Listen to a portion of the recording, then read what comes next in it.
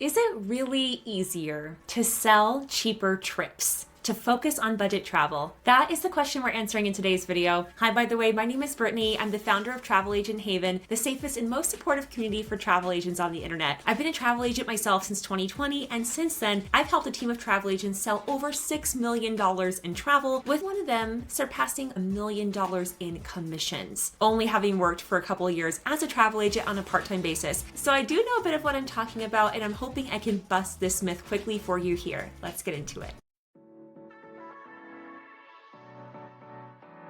Okay, so the myth is that budget travel or just cheaper trips in general are easier to sell. This is not true, unfortunately. I wish it was, because basically when it comes to travel, you have two major options. You can go for volume, which means you are going to have more transactions and sell more individual trips over time, and they're going to be cheaper each time, which means, by the way, more clients. I want to make sure you hear me there. Or you can go higher end, more money per transaction, fewer clients over time, but you might be a little more stressed when those people are traveling because typically luxury clients have higher expectations and so on. So you have to think about that. Which path do you want to go down? Now, I can see why someone might automatically think after hearing that, why don't I just go for the medium range prices? So many try to, but it's actually really hard to stick out if you're in the middle, because eventually, just with the way that prices shift and change, and also when we think about buyer behavior and the people who are paying for these trips, typically they tend to fall into one of those categories, either budget travelers who are always looking for cheaper options to get more value, usually because they are strapped for cash or they're more stressed about staying under budget. They're going to be harder to work with if prices go up or if some kind of instability in a market makes things more expensive when they get there. However, people in the luxury market, for better and for worse, they're going to have money no matter what happens. So one good thing about that is if you have more of a luxury, higher ticket client base and you're going to be working with those same customers over time more frequently, then